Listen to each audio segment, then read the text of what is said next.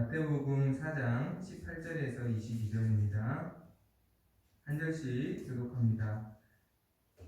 갈릴리 해변에 다니시다가 두 형제 곧 베드로라 하는 시몬과 그의 형제 안드레가 바다에 금을 던지는 것을 보시니 그들은 어부라. 말씀하시되 나를 따라오라. 내가 너희를 사람을 낚는 어부가 되게 하리라 하시니. 그들이 곧 그물을 버려두고 예수를 따르니라. 거기서 더 가시다가 다른 두 형제 곧 세베대의 아들 야고보와 그의 형제 요한이 그의 아버지 세베대와 함께 배에서 그물을 깁는 것을 보시고 부르시니. 함께 했습니다. 그들이 곧 배와 아버지를 버려두고 예수를 따르니라. 아멘.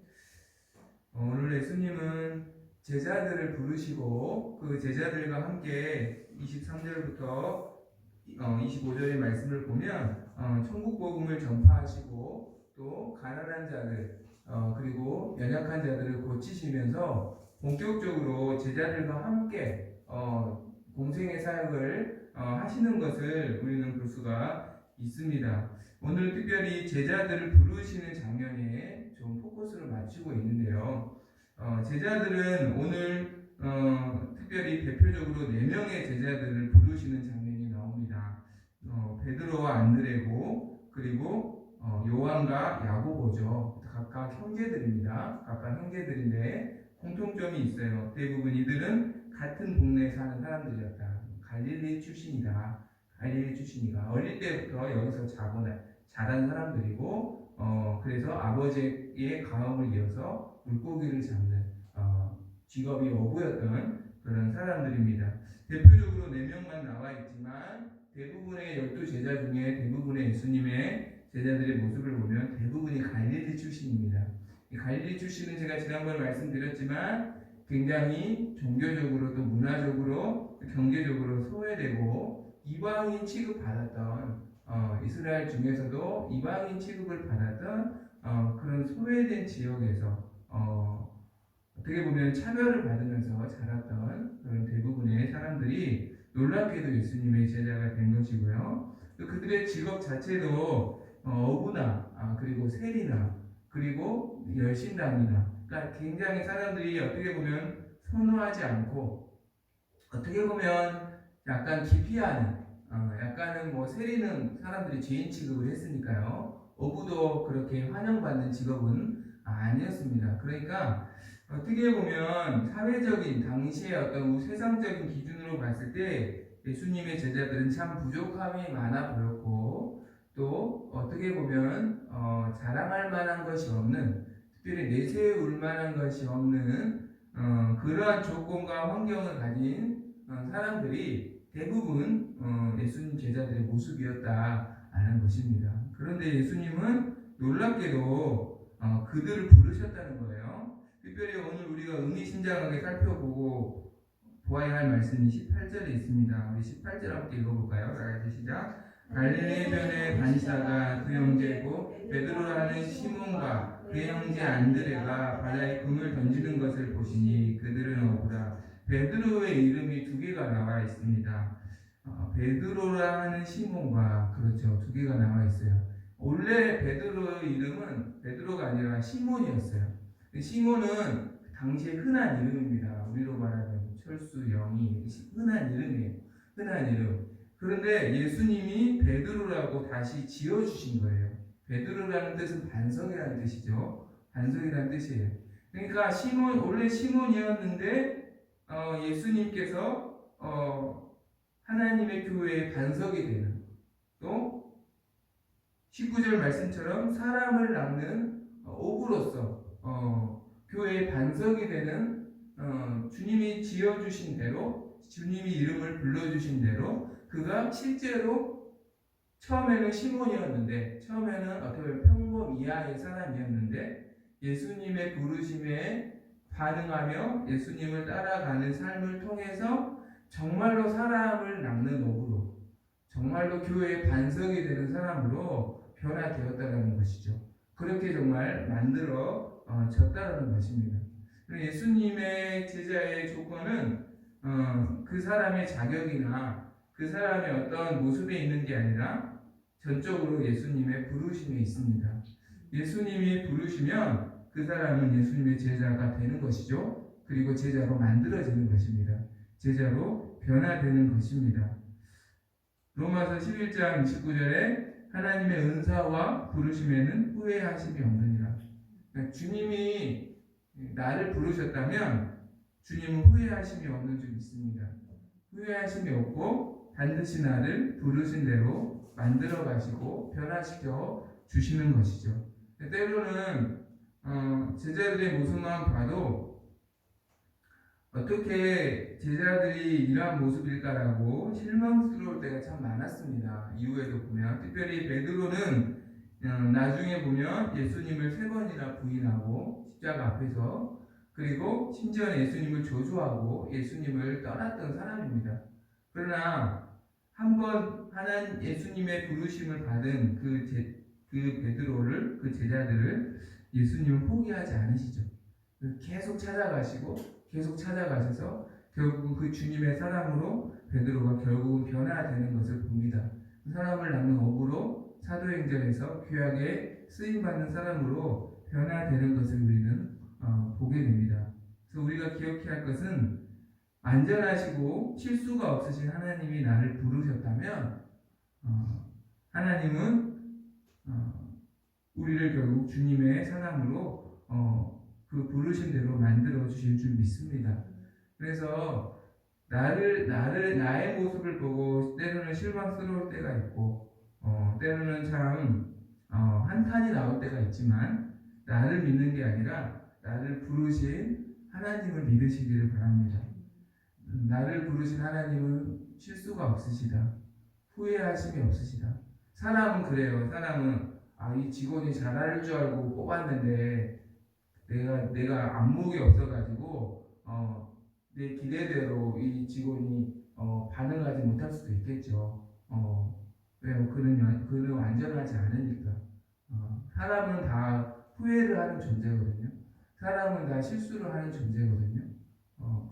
그렇지 않으려고 했는데 그렇게 할 때가 있고 그렇지 않다고 생각했는데 사실은 내 생각과 다른 그러한 현실을 맞닥뜨릴 때가 많죠.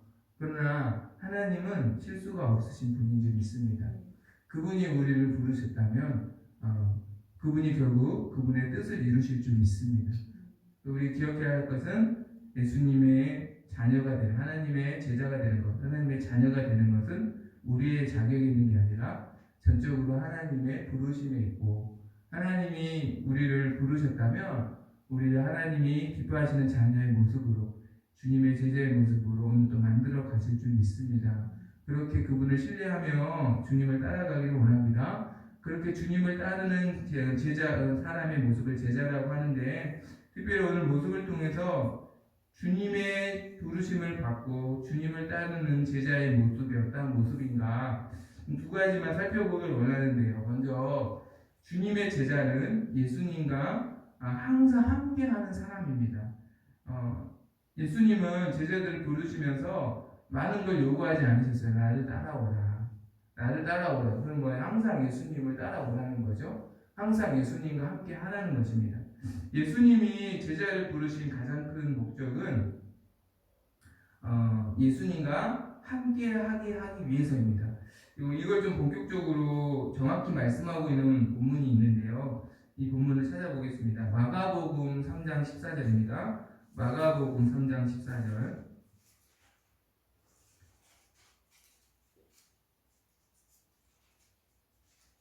마가복음 3장 14절 함께 읽겠습니다. 12제자를 뽑으신 이유를 부르신 이유를 정확히 말씀하고 있어요. 함께 읽습니다. 시작. 이에 12를 세우셨으니 이는 자기와 함께 있게 하시고 또 보내사 전도도 하며 크게 2가지 말하고 있죠. 함께 있게 하시려고 그리고 영원 구원하시려고 그렇죠. 이 2가지를 제자를 부르신 이유를 정확히 말씀하고 있어요. 그런데 제일 먼저 가장 큰 이유가 함께 있게 하시기 위해서. 그래서 예수님이 왜 우리를 그분의 제자로 또 하나님의 자녀로 삼아 주셨는가? 우리와 함께 하시기 위해서, 우리와 함께 하시려고 우리를 하나님의 자녀로 또 주님의 제자로 부르신 거예요. 그래서 제자들을 부르시고 예수님은 모든 시간을 제자들과 함께 하십니다. 그러니까 어떤 뭐 강의를 듣는 것처럼 수업 듣는 시간만 그래 사역은 이렇게 하는 거야. 이렇게 그 강의 시간만 함께 하시는 게 아니라 모든 삶을 제자들과 함께 하셨어요. 함께 먹고 또 함께 자고 또 함께 사역하고 모든 삶을 제자들과 예수님은 함께 하셨습니다. 그래서 제자들은 예수님과 함께하는 그 모든 삶을 통해서 예수님을 닮아가는 제자가 되었습니다. 그래서 예수님의 제자는 어떤 사람이 예수님의 제자인가? 항상 예수님과 동행하는 사람이다. 어떤 막 위대한 일을 하고 막 순교를 하고 뭐 이런 사람도 제자라고 할 수 있지만 제자의 궁극적인 본질은 예수님과 동행하는 사람이다. 예수님과 함께하는 사람이다. 내가 한 주간도 예수님과 함께했다면 나는 제자로서 사는 것이죠. 살았던 것이죠. 또 위대한 일을 하지 않을지라도 예수님과 동행하는 삶을 살았다면 나는 예수님의 제자라는 것입니다. 이것이 생각보다 쉽지 않아요. 그런데 예수님과 함께하는 게 굉장히 단순하고 굉장히 평범한 삶인 것 같지만 결코 이것이 쉽지 않습니다. 성경을 봐도 보세요. 25절에 보면 예수님의 12제자 외에도 수많은 무리들이 예수님을 따랐다. 수많은 무리들이 예수님을 따랐다고 말씀하고 있죠. 그렇죠? 그러나 결국 끝까지 예수님과 동행했던 사람들은 예수님의 제자들 뿐이었어요. 십자가 앞에서 모든 사람들은 예수님께 등을 돌렸습니다. 그러나 결국 끝까지 예수님과 함께했던 사람들은 예수님의 제자들이었죠. 왜 이게 어려울까? 예수님과 함께하는 게 우리 어떤 신앙생활을 생각해봐도 참 어려울 때가 있죠. 언제가 가장 어려울까요? 예수님이 도저히 이해가 안 되실 때, 우리는 대부분 이것을 시험 들었다라는 말로 이야기합니다. 상처받았다. 신앙생활 하다가 시험이 들거나 상처를 받을 때가 있어요. 예수님께 심지어는 상처받았다라고 말할 때가 있습니다. 하나님께 심지어는 내가 실망했다라고 말할 때가 있어요. 어떤 그러한 환경을 사실을 만날 때가 그렇지 않기를 바라지만 간혹 생기는 것을 봅니다. 당시 예수님을 따랐던 사람들 역시 그럴 때가 있었습니다. 대표적으로 보면 요한복음 6장에 보면 예수님이 무리들에게 하나님의 말씀을 가르치실 때 이렇게 가르치실 때가 있어요. 나는 하늘에서 내려온 떡이다. 그래서 나를 먹는 자는 영원히 살 것이다. 이 말씀은 사실은 생명의 양식이신 예수님을 믿는 사람은 영원히 영생을 얻게 될 것이다라는 말씀인데 사람들은 단순히 이 말씀을 표면적으로 받아들여서 이 말씀을 굉장히 어려워했어요. 이 사람이 어떻게 생명의 떡이고 이 사람이 어떻게 모세보다 나은 사람이고 이 사람을 우리가 어떻게 먹을 수 있다는 거야. 이 말씀은 좀 말도 안 되고 억지다. 그래서 사람들이 예수님을 따랐던 많은 사람들이 그때 예수님께 다 등을 돌렸거든요. 예수님을 떠나기 시작했어요. 그때 예수님께서 제자들에게도 이렇게 물으십니다. 너희도 가려느냐? 요한복음 6장 67절에 보면 너희도 가려느냐? 그때 베드로가 이렇게 고백합니다. 이 말씀 찾아볼까요? 요한복음 6장 67절.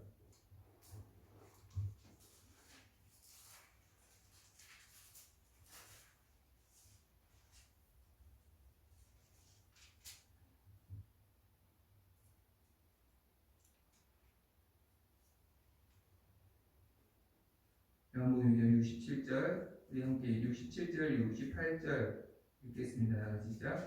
예수께서 12제자에게 이르시되 너희도 가려느냐? 시몬 베드로가 대답하되 주여 영생의 말씀이 주께 있사오니 우리가 누구에게로 가오리까? 69절. 우리가 주는 하나님의 거룩하신 자이신 줄 믿고 알았사옵나이다. 너희도 가려느냐라는 예수님의 말씀에 너희도 이해가 안 되니 너희도 떠날래? 라고 예수님 물으신 거예요. 너희도 저들처럼 똑같이 떠날래? 라고 물으신 거죠. 그러자 베드로가 놀라운 고백을 합니다. 주여 영생의 말씀이 주께 있사오니 우리가 누구에게로 가오리까? 어떤 말씀이에요? 두 가지 개념이 나와요. 영생이라는 개념과 말씀이라는 개념이 나옵니다. 그런데 이것이 주님께만 있다는 거죠. 영생은 생명을 말합니다. 영원한 생명. 여러분, 영원한 생명은 예수님께만 있는 줄 믿습니다. 다른 이름으로는 어떠한 곳에도 영원한 생명을 보장받을 수가 없습니다. 영원한 생명을 주시는 분은 예수님 한 분이신 줄 믿습니다. 또한 그분의 말씀, 그러니까 영생의 말씀은 진리죠. 그러니까 생명으로 이르게 하는 말씀이라는 거예요. 그리고 그것을 우리는 진리라고 말합니다. 생명을 얻는 길, 생명을 얻는 길. 그럼 생명을 얻는 진리는 오직 예수님의 말씀밖에 없는 줄 믿습니다.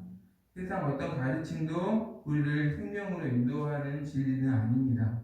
그러나 하나님의 말씀은 우리를 생명으로 이끌어주는 유일한 진리인 줄 믿습니다. 이것이 오직 예수님께만 있다는 거예요.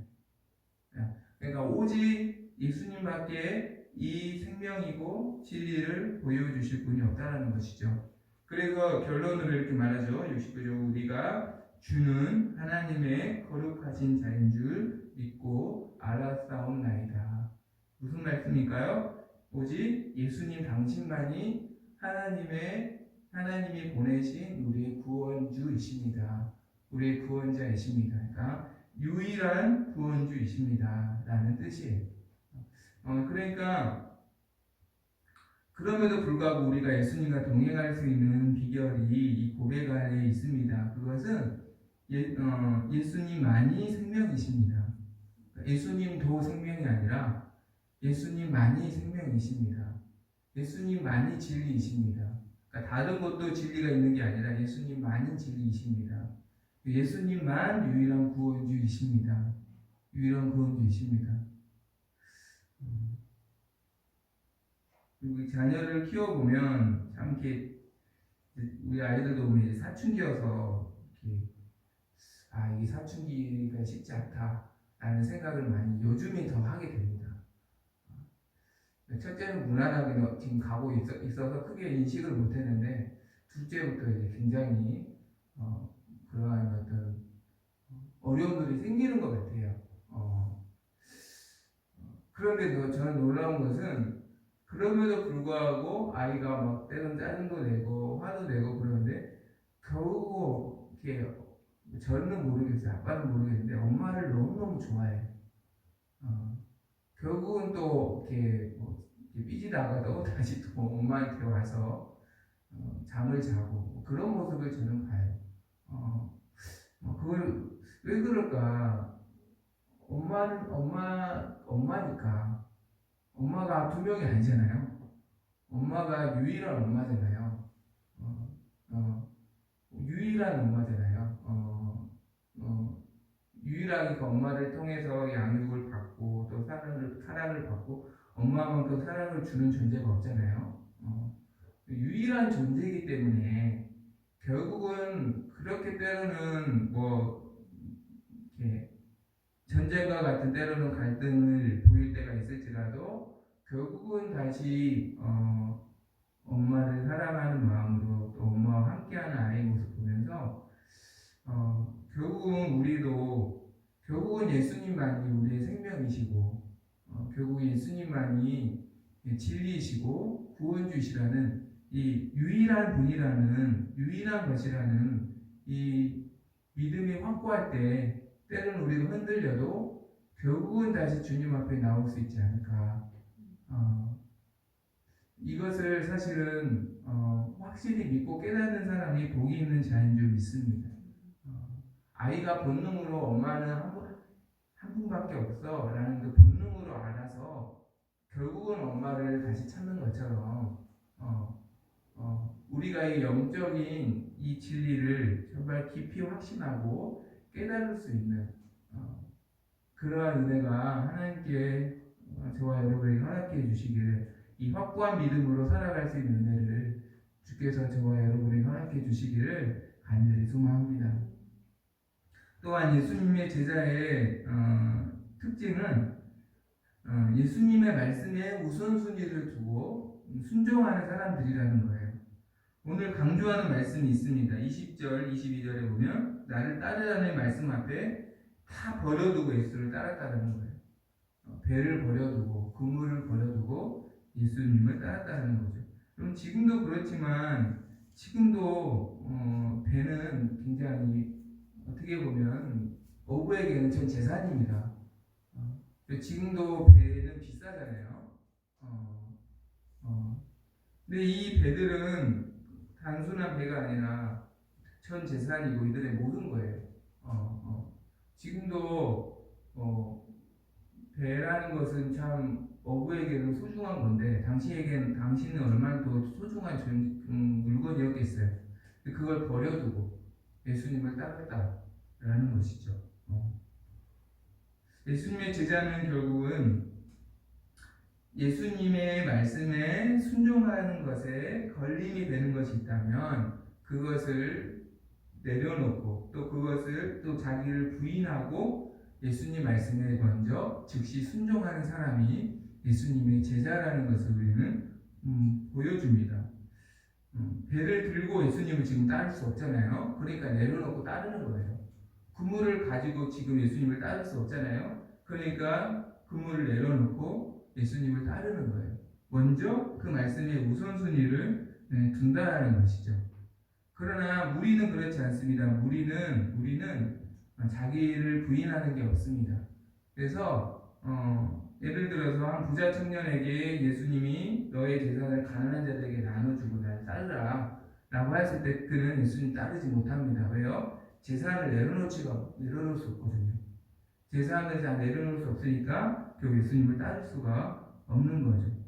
참 나를 부인하고 또 내가 가진 것을 내려놓는다는 게 정말 쉽지 않습니다. 그리고 주님께 순종한다는 게 결코 쉽지 않아요. 이 말씀을 한번 찾아보겠습니다. 요한복음 14장 21절. 요한복음 14장 21절.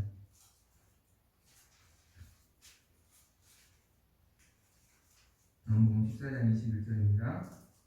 함께 읽습니다. 시작. 나의 계명을 지키는 자라야 나를 사랑하는 자니 나를 사랑하는 자는 내 아버지께 사랑을 받을 것이요 나도 그를 사랑하여 그에게 나를 나타내리라.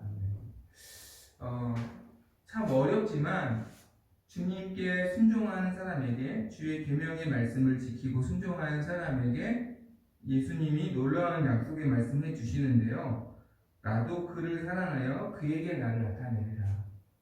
순종하는 사람에게 하나님이 하나님 되심을 보여주시겠다는 거예요. 하나님이 하나님 되심을 나타내 주시겠다는 거죠. 나타내 주시겠다는 거죠. 오늘 본문을 보면 단순하게 나를 따르라. 그래서 그들이 주님을 따랐다. 이렇게 결론은 간단하게 말씀하고 있지만 누가복음 5장에 보면 베드로가 예수님을 어떻게 따르게 됐는지를 좀 자세히 설명해 주고 있어요. 어떻게 설명해 주고 있냐면 처음에 예수님은 베드로의 배에서 무리들을 가르치셨어요. 해변에 모인 무리들을. 그리고 그 가르치심이 다 끝난 다음에 조업이 다 끝난 베드로에게 다시 깊은 데로 가서 그물을 내리라고 하십니다. 근데 사실 조업을 밤새 했지만 베드로는 한 마리도 못 잡았거든요. 근데 아침에는 원래 물고기가 아예 없어요. 그래서 밤에 잡는 거죠. 또 밤에 열심히 잡았는데도 없었는데 물고기가 없는 이 아침에 예수님이 다시 그물을 내리라는 거죠. 그래서 베드로가 어떻게 합니까? 이해가 되지 않았지만 이런 고백을 하면서 그물을 내리죠.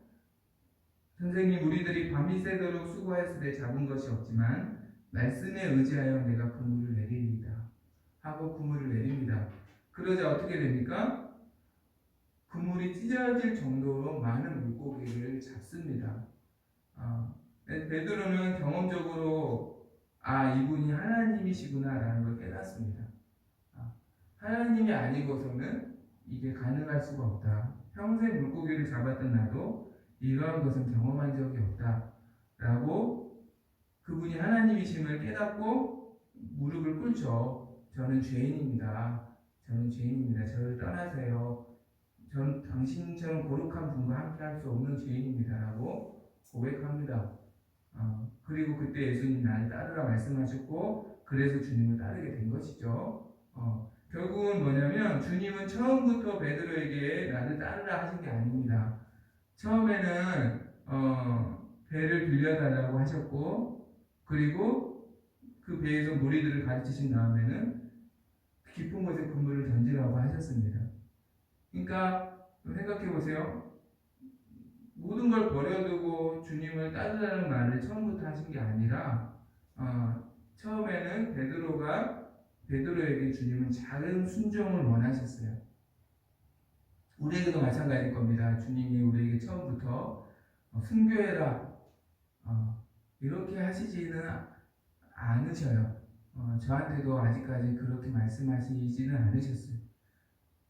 내가 충분히 할 수 있는 작은 순종을 원하십니다. 그런데 놀라운 것은 그 작은 순종에 믿음으로 반응하면 하나님의 은혜를 경험하게 돼요. 하나님 살아 계시구나 이게 깨닫게 돼요. 하나님 정말 여기 살아 계시구나. 나와 함께 하시는구나.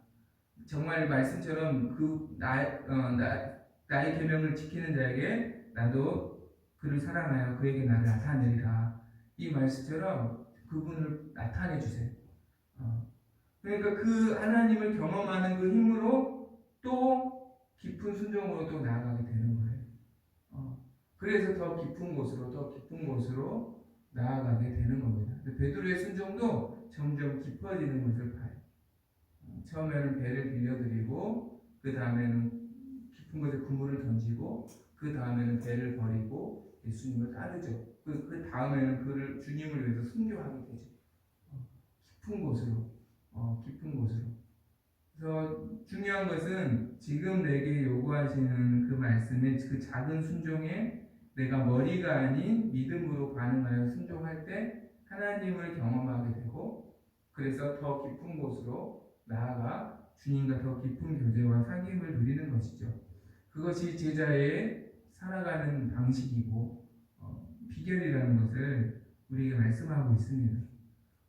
오늘 또 우리의 머리가 아닌 우리에게 주신 그 감동을 따라서 믿음으로 반응할 때 그분이 하나님이심을 우리에게 보여주실 것이고, 또 그 길로 우리가 더 깊은 곳으로 나아가는 힘을 주실 줄 믿습니다.